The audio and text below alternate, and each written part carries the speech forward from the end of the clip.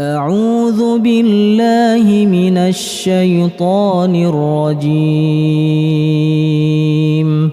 بسم الله الرحمن الرحيم.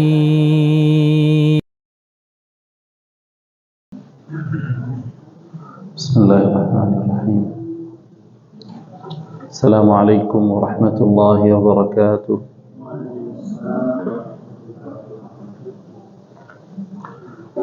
الحمد لله رب العالمين، وبه نستعين على أمور الدنيا والدين، والصلاة والسلام الأتمان الأكملان على سيدنا محمد صادق الوعد الأمين، وعلى آله وصحبه ومن تبعهم بإحسان إلى يوم الدين. ثم أما بعد، سبحانك ربنا لا علم لنا إلا ما علمتنا إنك أنت العليم الحكيم. اللهم علمنا ما ينفعنا وانفعنا بما علمتنا وزدنا علما يا كريم. رب اشرح لي صدري ويسر لي أمري واحلل عقدة من لساني يفقه قولي. اللهم إنا نسألك فهم النبيين وحفظ المرسلين وإلهام الملائكة المقربين. اللهم أغننا بالعلم وزينا بالحلم وأكرمنا بالتقوى وجملنا بالعافية برحمتك يا أرحم الراحمين.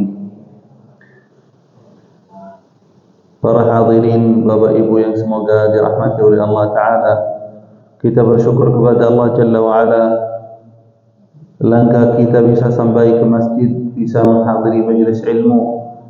Semoga Allah tetapkan nikmat ini pada kita semua sampai akhir hayat kita. Salawat serta salam kita tidak lupa sampaikan kepada Nabi sallallahu alaihi wasallam, kepada sahabatnya dan keluarganya dan pengikutnya sampai hari akhir. Hadirin yang dirahmati oleh Allah Ta'ala,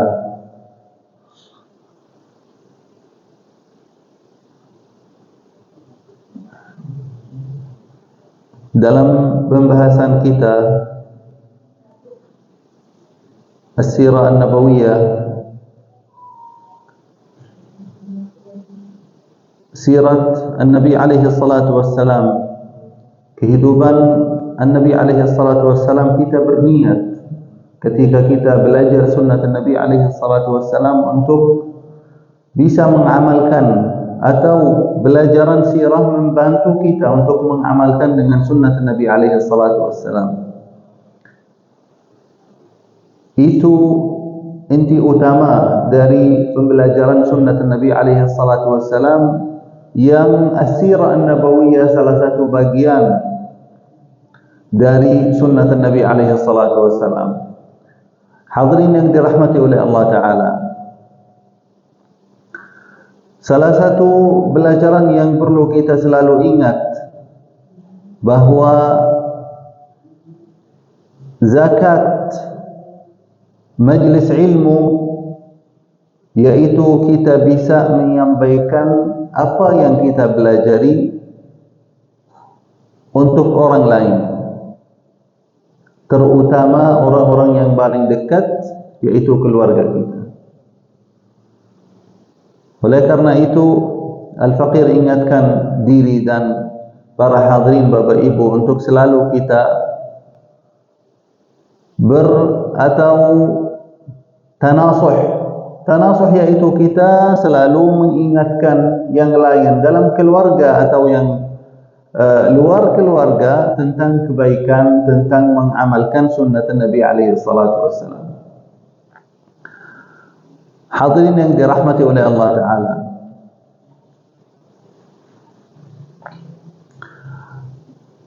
bisa kita lanjut di pelajaran As-Sirah An-Nabawiyah dari kitab Ar-Rahiq Al-Makhtum li Syekh Safiyur Rahman Al-Mubarakfuri rahimahullah ta'ala.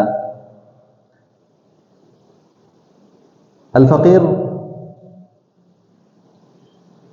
kalau tidak salah kita berhenti ketika ibunya An-Nabi alaihi salatu wassalam meninggal setelah silatul rahim ke keluarga ibunya di Al-Madinah. Ketika di jalan pulang di antara Makkah dan Al-Madinah, ibunya Nabi sallallahu alaihi wasallam meninggal di tempat yang bernama Al-Abwa. Dan yang nemanin ibu dan Nabi alaihi salatu wasallam waktu itu yaitu membantu ibunya Nabi alaihi salatu wasallam yang bernama Ummu Aiman. Ummu Aiman itu tidak ibu menyusui Nabi alaihi salatu wasallam, akan tetapi itu yang memperhatikan Nabi alaihi salatu wasallam setelah ibunya meninggal. Hadirin yang dirahmati oleh Allah Ta'ala,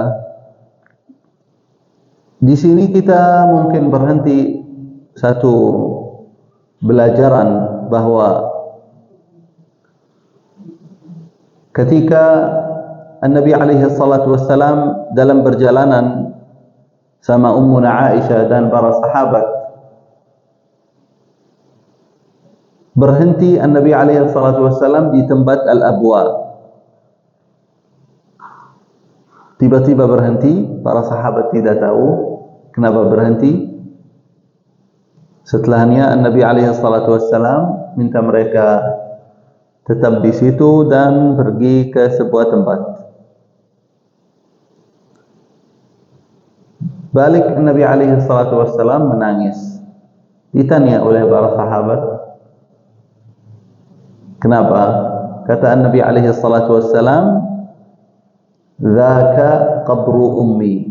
Itu adalah kuburan ibu saya. "Ista'dzantu Rabbi fi an astaghfira laha falam ya'zan li." Meminta izin dari Allah Jalla wa Ala untuk beristighfar, meminta ampun pada ibu, akan tetapi tidak dapat izin. Oleh karena itu Nabi alaihi salatu wassalam sedih. Karena ibunya Nabi alaihi salatu wassalam meninggal di waktu yang namanya Al-Fatrah. Al-Fatrah itu di pertengahan di antara risalat Isa alaihi salam dan risalat Nabi alaihi salatu wassalam. Jadi pertengahan, dan orang-orang di waktu itu, kata Nabi alaihi salatu wassalam, amruhum ila Allah. Ya, urusan mereka pada Allah Jalla wa Ala di hari kiamat. Baik. Belajaran yang kita perlu ambil bahwa orang yang jelas meninggal atas kekufuran setelah Islam sudah sampai badannya, yaitu tidak boleh kita meragukan bahwa orang itu meninggal atas kekufuran.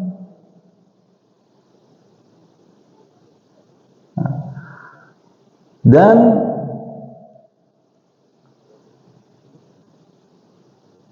tidak sampai kita meminta ampun pada orang itu kalau jelas sudah mati atas kekufuran.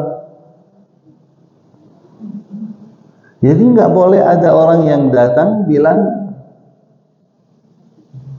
emang urusan surga dan neraka di tangan kalian. Ya itu memang sudah jelas. Orang dapat risalah, sudah sampai risalah Nabi alaihi salatu wassalam badannya, akan tetapi dia menolak, meninggal atas kekufuran.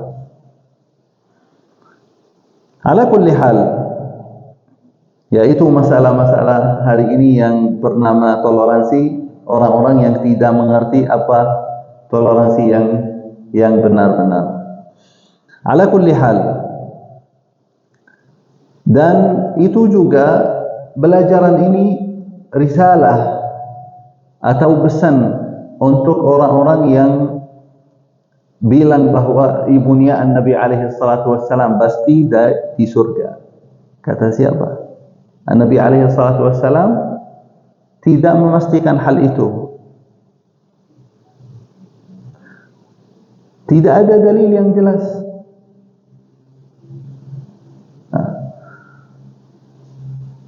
Taib.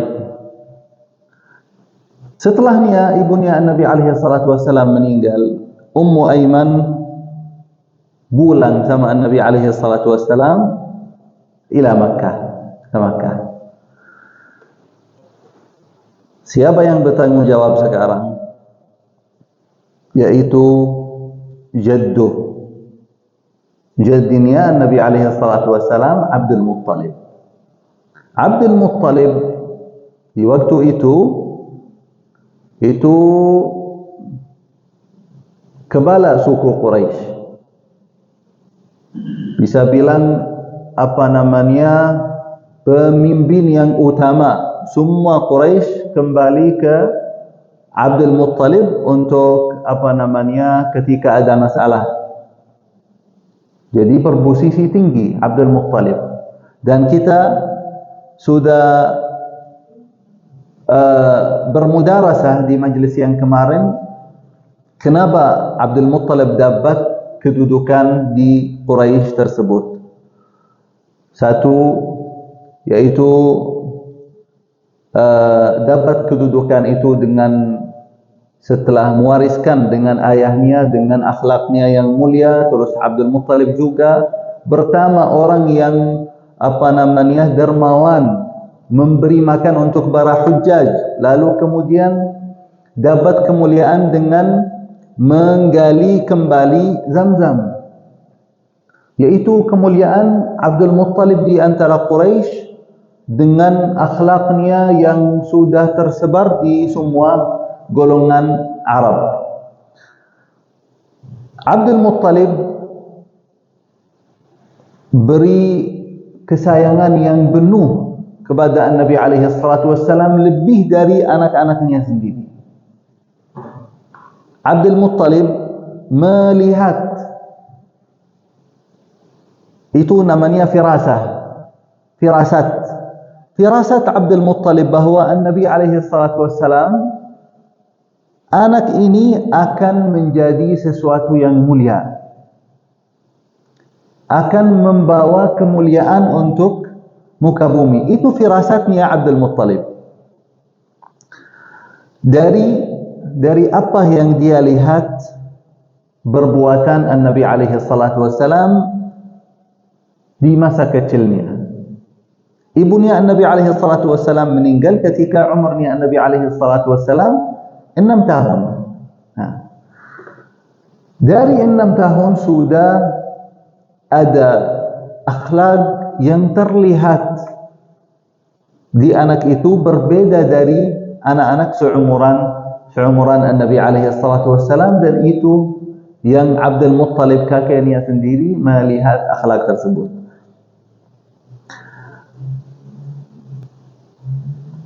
Salah satu kejadian ketika Abdul Muttalib duduk di depan Ka'bah, dan ketika Abdul Muttalib duduk di depan Ka'bah, mereka menjadikan seperti tempat duduk yang khusus.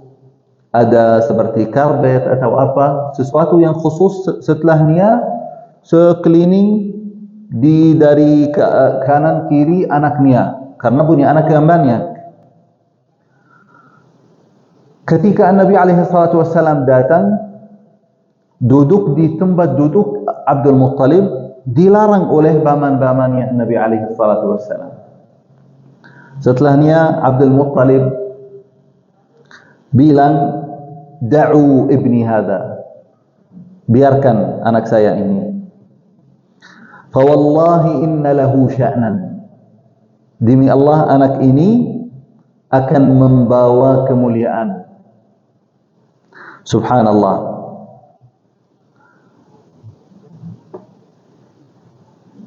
Lalu Abdul Muttalib suka menjadikan anak-anaknya melihat bagaimana kesayangan Abdul Muttalib itu terhadap Nabi alaihi salatu wassalam.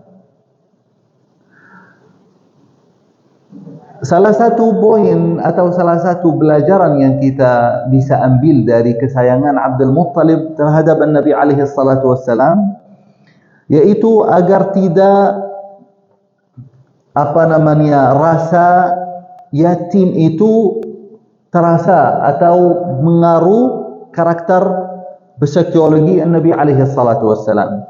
Jadi Abdul Muttalib berusaha untuk memberi kesayangan yang sebanyak-banyaknya agar tidak merasa ketinggalan ayahnya yang meninggal ketika dia masih dalam alam rahim dan ibunya yang meninggal ketika di masa kecil. Oleh karena itu ingin Abdul Muttalib berusaha untuk mengganti kesayangan ibu yang meninggalkan Nabi alaihi salatu wassalam di umur tersebut. Fa Abdul Muttalib yamsah. Apa artinya yamsah? Maksudnya atas kepalanya seperti ini. Itu biasanya kalau anak kecil lebih nyaman, lebih tenang seperti itu. Begitu Abdul Muttalib terhadap Nabi alaihi salatu wassalam, dan Abdul Muttalib berusaha untuk hal itu dilihat oleh anak-anaknya sendiri. Ketika umurnya Nabi alaihi salatu wassalam 8 tahun. Yang salah satu riwayah yang bilang bahwa umurnya Nabi alaihi salatu wassalam 8 tahun dan lebih 10 hari. Tufi jidduhu Abdul Muttalib. Abdul Muttalib meninggal dunia. Akan tetapi sebelum Abdul Muttalib meninggal, mewasiatkan anaknya yang berhak untuk mewariskan kedudukan Abdul Muttalib, yaitu Abu Talib, ayahnya Ali bin Abi Talib. Mewasiatkan Abu Talib untuk memperhatikan lebih pada Nabi alaihi salatu wassalam. Kenapa? Karena Abu Talib yaitu saudara ayah ibu ayahnya Nabi alaihi salatu wassalam, yang kita bilang syaqiq. Syaqiq itu dari satu ibu, dari dan ayah. Satu ayah, satu ibu. Abu Talib itu ibunya, yaitu ibunya ayah Nabi alaihi salatu wassalam, Abdullah. Nah, Abu Talib, hadirin yang dirahmati oleh Allah Ta'ala, melaksanakan tugas, melaksanakan wasiatnya Abu Abdul Muttalib dengan sebaik-baik mungkin terhadap Nabi alaihi salatu wassalam. Abu Talib jadikan Nabi alaihi salatu wassalam salah satu anaknya sendiri. Jadi gabungkan Nabi alaihi salatu wassalam sama anaknya. Apa yang diberikan oleh untuk anaknya, diberikan begitu untuk Nabi alaihi salatu wassalam.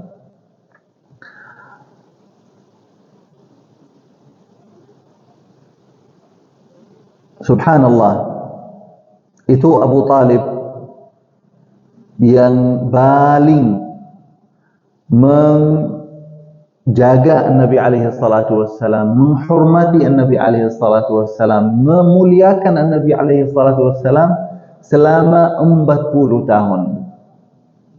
Setelah kakeknya meninggal sampai meninggal, itu Abu Talib itu sekitar 40 tahun dalam tidak ada yang berani mengadiyah atau mengganggu Nabi alaihi salatu wassalam. Bahkan ketika Nabi alaihi salatu wassalam dapat tugas menyampaikan risalatul Islam, tetap dalam menjaga Abu Talib.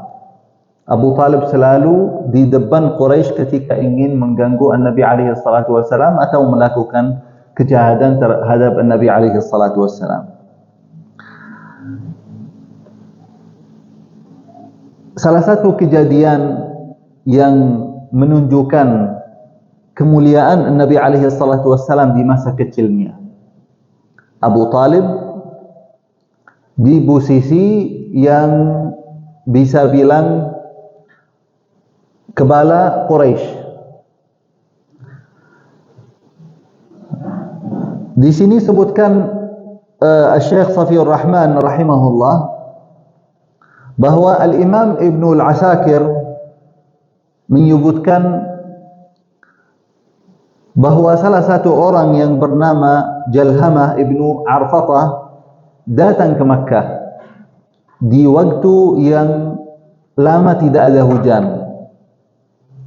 Apa mustalah itu dalam bahasa Indonesia? Seperti musim kering tapi yang panjang gitu. Kemarau yang panjang. Sampai terasa di Makkah sudah sedikit makanan, banyak haiwan-haiwan yang sudah dapat makanan ketika dibawa untuk cari makan untuk haiwan enggak ada. Jadi benar-benar dalam keadaan sulit sekali karena kelamaan tidak ada hujan. Mereka datang ke Abu Talib. Ya Abu Talib, aqhatal wadi. Musim ini sudah lama dan kita butuh. Fahalumma fastasqi lana. Meminta hujan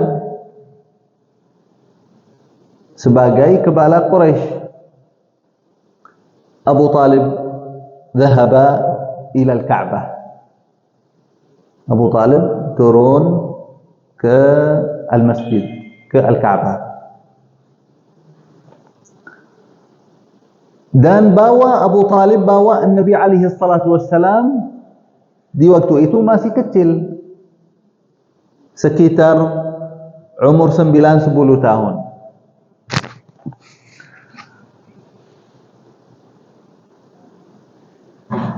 Orang ini yang bernama Jalhamah Ibnu Arfatah memberi penjelasan tentang sifat Nabi alaihi salatu wassalam di waktu itu.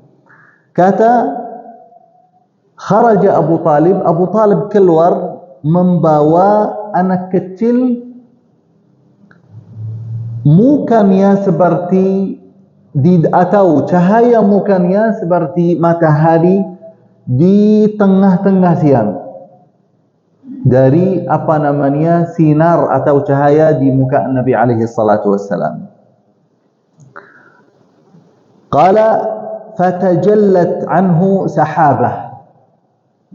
Ternyata di masa kecil Nabi alaihi salatu wassalam sudah ada awan yang jalan menjaga Nabi alaihi salatu wassalam dari kepanasan matahari.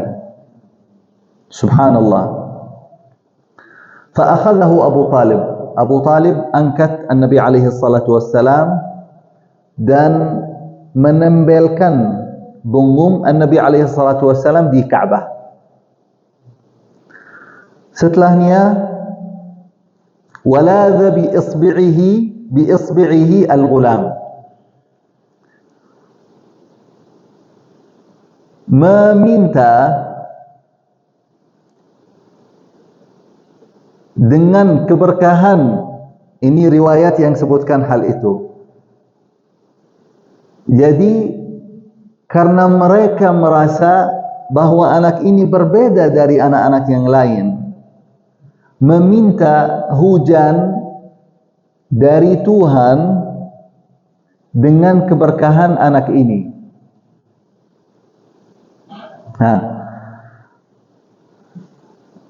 Hal ini disebutkan oleh para ulama dari mukjizat Nabi alaihi salatu wassalam, bahwa Nabi alaihi salatu wassalam angkat jarinya dan di waktu itu tidak ada awan di langit, kecuali itu yang terlihat atas Nabi alaihi salatu wassalam lalu kemudian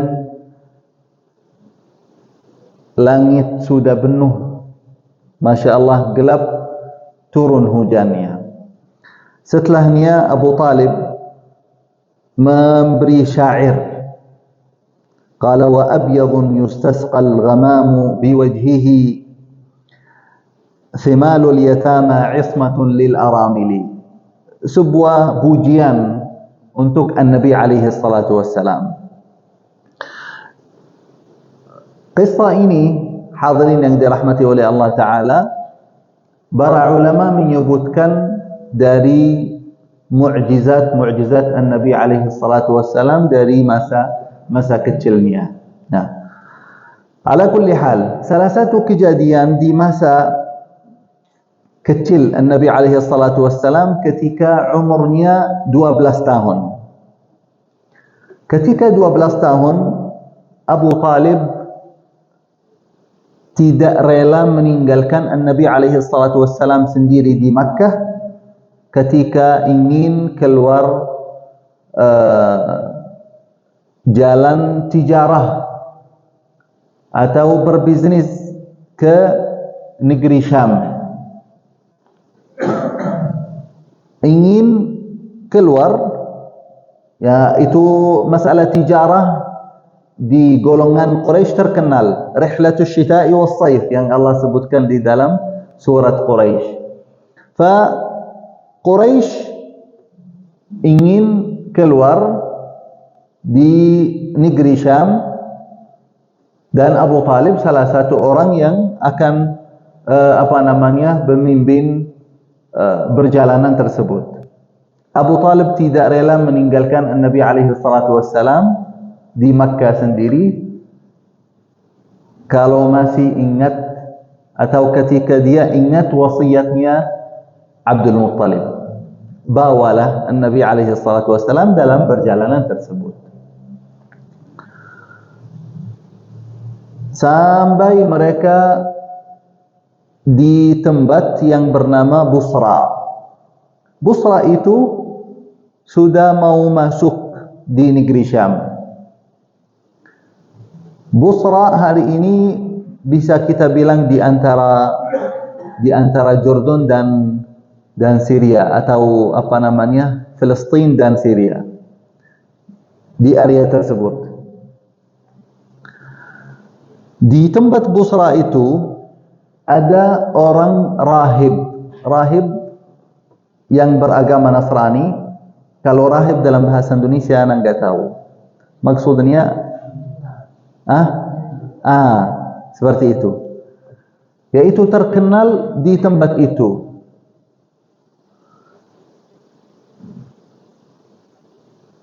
Orang Buhay atau Bahira ini, rahib Bahira ini yang beragama Nasrani, melihat sesuatu yang tidak normal ketika rombongan Quraisy menuju ke Busra.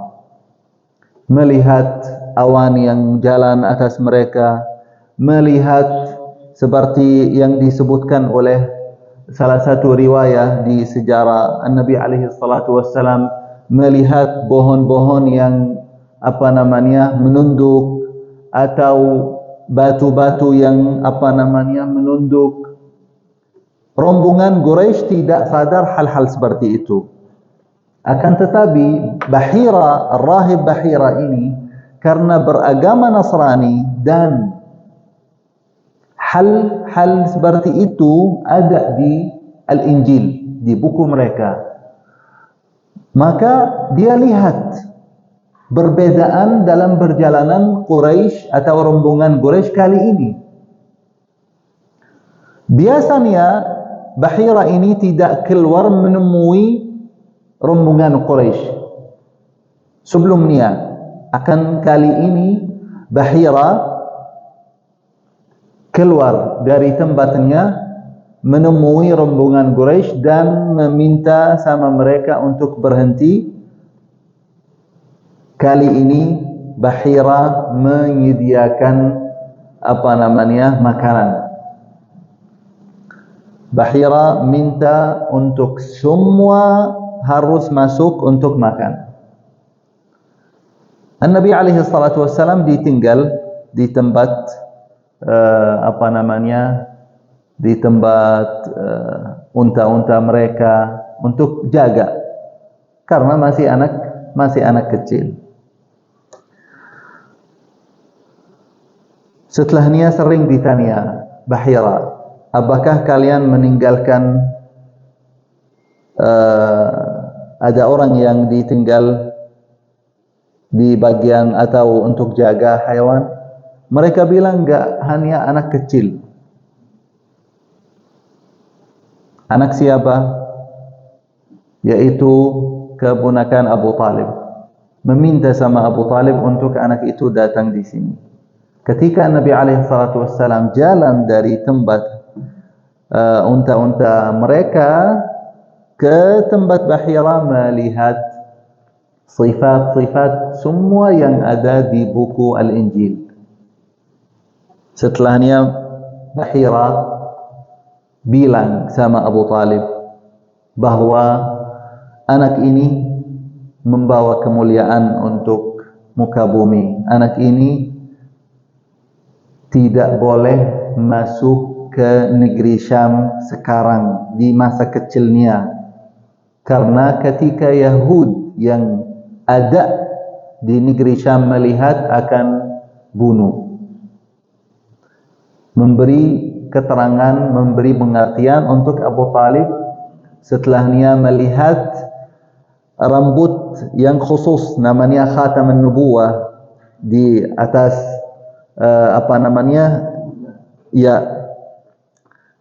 setelahnya Abu Talib dengan takut apa saja akan terjadi, kembalikan Nabi alaihi salatu wassalam ke Makkah. Subhanallah. Dan bisa kita, hadirin yang dirahmati oleh Allah Ta'ala, bisa kita mengambil bahwa orang Yahudi dan Nasrani mengetahui kebenaran An-Nabi alaihi salatu wassalam. Semua sifat An-Nabi alaihi salatu wassalam itu ada. Dan mereka tidak ada dalil yang mereka bisa ingkari, kecuali hari ini dengan buku-buku mereka yang sudah rubah berkali-kali. Itu yang mereka ingin melawan al-Islam. Akan tetapi sebenarnya mereka tahu kebenaran agama Islam dan An-Nabi alaihi salatu wassalam yang membawa agama ini. Tayyib.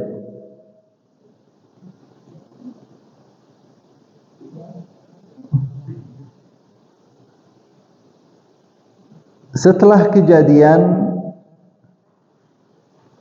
di umur An-Nabi alaihi salatu wassalam 12 tahun, ada kejadian di umur An-Nabi alaihi salatu wassalam ketika umur 15 tahun. Ini para hadirin, kejadian-kejadian ini menunjukkan bagaimana An-Nabi alaihi salatu wassalam karakternya berkembang, kematangan An-Nabi alaihi salatu wassalam, atau bisa kita bilang dengan bahasa lain, terlihat bagaimana Allah Jalla wa'ala menyiapkan An-Nabi alaihi salatu wassalam untuk risalatul Islam. Kita lihat di cerita yang sebelumnya, Bahira Ar-Rahib, bagaimana Allah Jalla wa'ala menjaga An-Nabi alaihi salatu wassalam dari kejahatan Yahud yang ada di negeri Syam. Dan Bahira jujur ketika Yahud menemui An-Nabi alaihi salatu wassalam, akan mereka berusaha untuk bunuh. Oleh karena itu Allah Jalla wa'ala menjaga An-Nabi alaihi salatu wassalam, dikembalikan ke Makkah. Ketika umurnya An-Nabi alaihi salatu wassalam 15 tahun para hadirin, ada kejadian perang di antara dua suku Quraisy. salah satu suku namanya Kinanah dan Qais Ailan atau Ghailan. Dan kejadian ini atau perang ini terjadi di bulan haram, di bulan Syawal. Bulan Syawal termasuk bulan yang haram.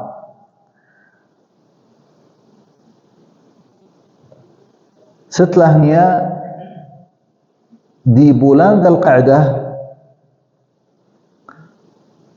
terjadi perjanjian untuk semua kabilah Quraisy dan kabilah Arab agar tidak terjadi atau tidak terjadi perang di bulan haram, karena mereka memuliakan bulan haram yang 4. Akan tetapi kali ini mereka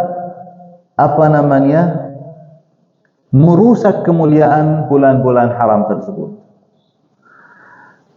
Setelahnya terjadi kejadian yang paling mulia. Nabi SAW selalu cerita tentang perjanjian ini yang bernama Hilful Fudul. Hilful Fudul itu perjanjian Al-Fudul, yaitu di antara suku-suku Quraisy dan suku-suku Arab, bahwa tidak ada terjadi perang di bulan haram, bahwa ketika ada orang yang dizalimi di Makkah, harus semua suku membangun untuk mengembalikan kezaliman atau mengembalikan hak orang yang dizalimi itu. Setelahnya Nabi SAW mencerita tentang kemuliaan perjanjian ini, bahwa perjanjian ini jaga hak-hak banyak orang yang lemah, banyak orang-orang yang bukan mereka dari Quraisy. Kata Nabi SAW ketika hadir di majlis atau di kesepakatan perjanjian itu, qala laqad syahidtu fi dari Abdullah bin Jad'an hilfan. Saya saksi, kata Nabi SAW, saksi di rumah Abdullah bin Jad'an ketika mereka berjanji, ma ahabbu anna li bihi humrun ni'am. Perjanjian ini lebih baik daripada berapa unta-unta yang berharga. Kata Nabi SAW, "Lau ud'a bihi fil Islam la ajabt." Kalau misalnya diundang sekarang untuk bikin perjanjian seperti itu, akan saya jawab, akan saya hadir di majlis seperti itu. Karena perjanjian seperti itu menjaga hak-hak orang lemah. Hadirin yang dirahmati oleh Allah Ta'ala, salah satu cerita setelah perjanjian ini, ada orang datang dari Yaman jual beli sama orang Quraisy. Setelahnya orang Quraisy ini menahan hak orang Yaman, tidak memberikan orang Yaman ini haknya, dan berkali-kali minta ditolak. Orang Yaman ini datang ke orang-orang yang dari keluarga orang Quraisy ini, tidak mendapat jawaban. Mereka membiarkan, ini masalah kamu sendiri sama orangnya. Setelahnya orang Yaman ini naik ke sebuah bukit dengan suara yang tinggi,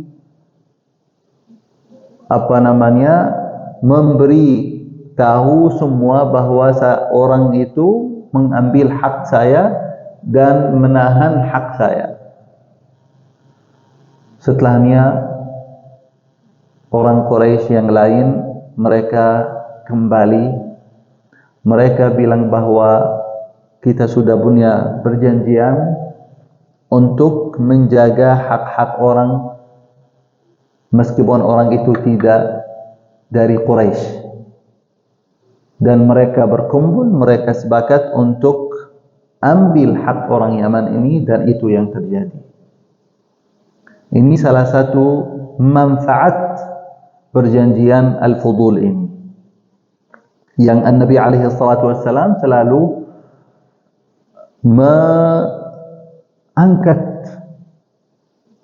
hal-hal seperti ini, mengajak para sahabat untuk kalau perjanjian ini terjadi di masa Islam, ada yang undang untuk perjanjian seperti ini, akan saya jawab.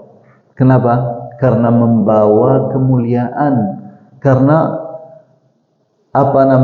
memberi kebaikan muamalah untuk orang-orang yang lemah.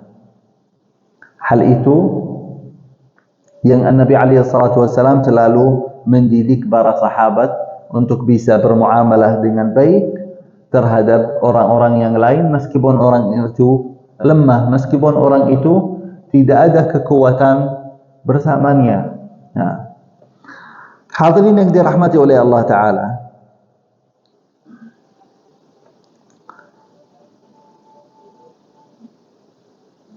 ini kita satu poin kita selesaikan. Setelahnya insyaallah kita berhenti sebelum Nabi alaihi salatu wasallam. Ini poin terakhir sebelum Nabi alaihi salatu wasallam kawin, sebelum Nabi alaihi salatu wasallam menikah. Kita mulai insyaallah di majlis yang akan datang di pernikahan Nabi alaihi salatu wasallam. Hadirin yang dirahmati oleh Allah Ta'ala, kata Syekh Safiyur Rahman, kehidupan yang sulit atau kehidupan atau perjuangan Nabi alaihi salatu wasallam dalam kehidupan di masa remajanya. Qala wa lam yakun lahu an-nabi alaihi salatu wasallam amalun muayyan. An-nabi alaihi salatu wasallam tidak punya pekerjaan yang tertentu, yang khusus. An-nabi alaihi salatu wasallam, para hadirin, dengan riwayat-riwayat yang benar dalam sahih bahwa An-Nabi alaihi salatu wassalam ra'a al-ghanam, itu membawa kambing orang-orang untuk cari makan untuk kambing tersebut 2 kali. Pertama kali di masa kecilnya ketika sama umminya Halimah As-Sa'diyah, di tempat Halimah As-Sa'diyah, An-Nabi alaihi salatu wassalam belajar untuk keluar bawa kambing untuk cari makan untuk kambing, yaitu hayat orang-orang Badui. Sampai hari ini hayat orang-orang Badui seperti itu setiap hari. Dan An-Nabi alaihi salatu wassalam cerita bahawa An-Nabi alaihi salatu wassalam juga bekerja untuk bawa kambing orang-orang Quraisy dengan mereka memberikan qararit. Qararit yaitu ujrah atau penghasilan yang sedikit dapat dari Quraisy. Baik. Apa hikmah Nabi alaihi salatu wassalam menjaga atau membawa kambing orang-orang seperti itu? Kata Nabi alaihi salatu wassalam, para hadirin, di hadis yang sahih, bahwa Nabi alaihi salatu wassalam dan para anbiya sudah pernah bekerja seperti itu. Sudah pernah mereka membawa kambing, menjaga kambing, dan membawa kambing untuk cari makan untuk kambing. Apa hikmahnya? Kata para ulama, para hadirin yang dirahmati oleh Allah Ta'ala, karena membawa kambing itu untuk mencari makan, terus jaga, itu sebuah pelatihan untuk kepemimpinan. Subhanallah, karena pekerjaan seperti itu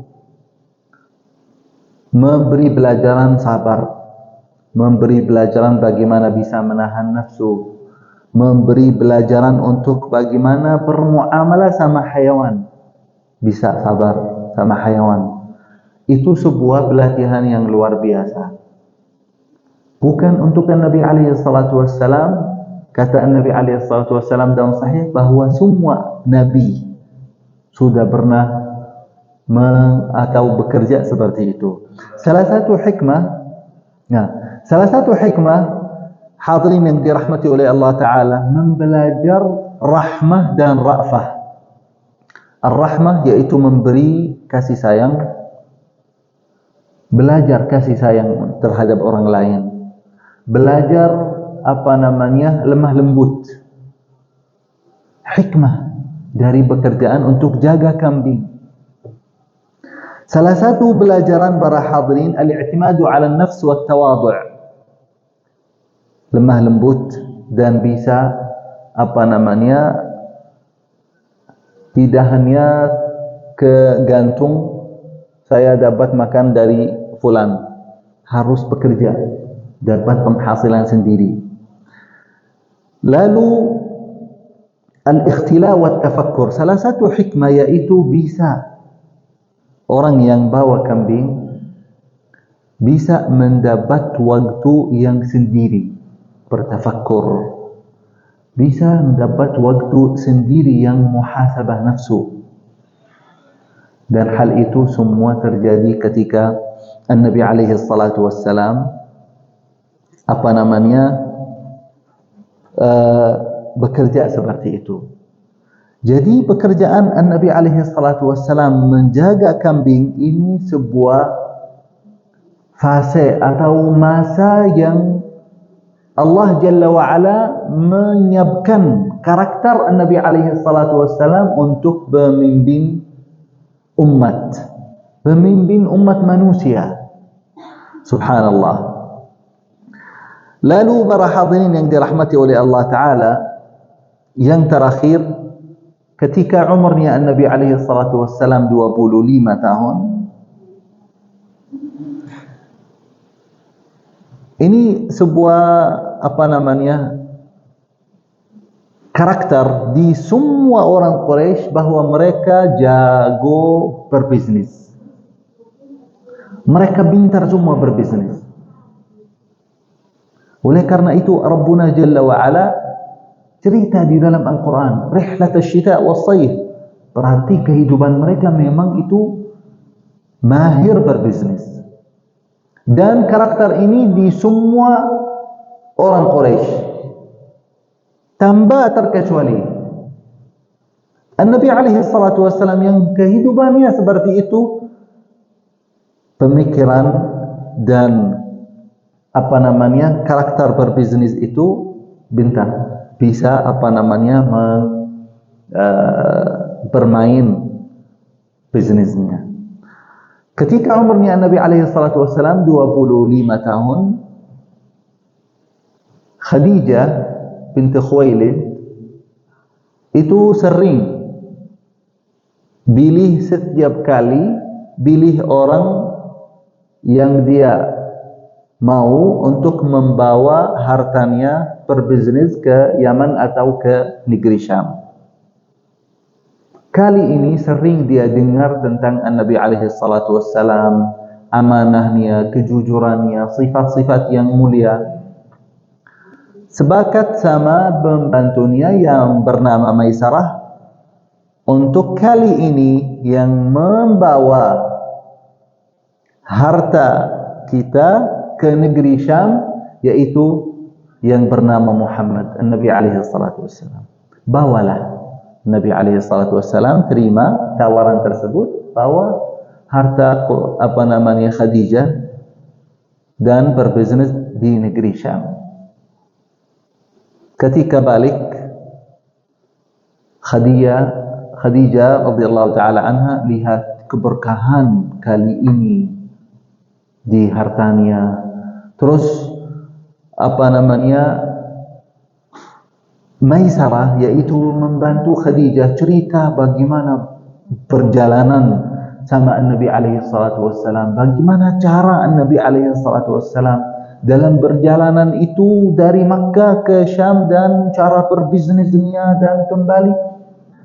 Begitu menjadi Khadijah radhiyallahu taala anha tertarik untuk terikat dengan ikatan yang suci sama Nabi alaihi salatu wassalam. Apa hikmah? Terakhir, hikmah bahwa Nabi alaihi salatu wassalam berbisnis yang sukses. Kata para ulama, para hadirin, berbisnis itu melatih orang untuk beramanah dan jujur. Nabi alaihi salatu wassalam sudah terkenal di masa remajanya dengan as-sadiqul amin, orang yang jujur, orang yang amanah.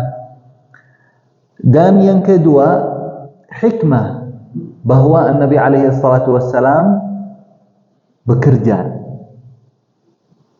Untuk Nabi alaihi salatu wassalam makan dari apa yang dia dapat dari pekerjaannya sendiri. Itu pelatihan bahwa kemuliaan orang bukan yang terima, akan yang terima dari hasil pekerjaannya sendiri. Lalu salah satu hikmah bahwa Nabi alaihi salatu wassalam itu berbisnis sukses. Nabi alaihi salatu wassalam, para hadirin, di perjalanan bisnis itu dapat kenalan, lihat orang-orang di negeri Syam, bagaimana peradaban-peradaban yang di sana, bagaimana kehidupan orang itu, karakter orang yang lain. Hal itu juga salah satu poin-poin yang disiapkan oleh Allah Ta'ala di karakter Nabi alaihi salatu wassalam. Yang terakhir, keteladanan yang baik. Nabi alaihi salatu wassalam membawa keteladanan yang paling baik di semua kehidupan Nabi alaihi salatu wassalam, apalagi di dunia bisnis. Ala kulli hal, ini yang mungkin Al-Faqir di kali ini bisa sampaikan. Mudah-mudahan bermanfaat untuk kita semua. Mudah-mudahan ilmu apa yang kita belajar malam ini membawa keberkahan, membawa bermanfaat untuk kita dan keluarga kita semua. Nas'alullah bimannihi wa karamihi an yataqabbala minna wa minkum salihal a'mal. Allahumma a'inna ala dzikrika wa syukrika wa husni ibadatik. Allahumma ighfir lana dhunubana wa israfana fi amrina wa thabbit aqdamana wa ansurna 'alal qawmil kafirin. Allahumma ighfir lana wa liwalidina wa limashayikhina wa mu'allimina wa liman ahsana ilayna. ربنا اغفر لنا وللمسلمين والمسلمات والمؤمنين والمؤمنات الأحياء منهم والأموات. ربنا آتنا في الدنيا حسنة وفي الآخرة حسنة وقنا عذاب النار. اللهم صل وسلم وبارك على سيدنا محمد وعلى آله وأصحابه أجمعين والحمد لله رب العالمين. نختم بدعاء كفارة المجلس. سبحانك اللهم وبحمدك نشهد أن لا إله إلا أنت نستغفرك ونتوب إليك. السلام عليكم ورحمة الله وبركاته. لئن شكرتم لأزيدنكم ولئن كفرتم إن عذابي لشديد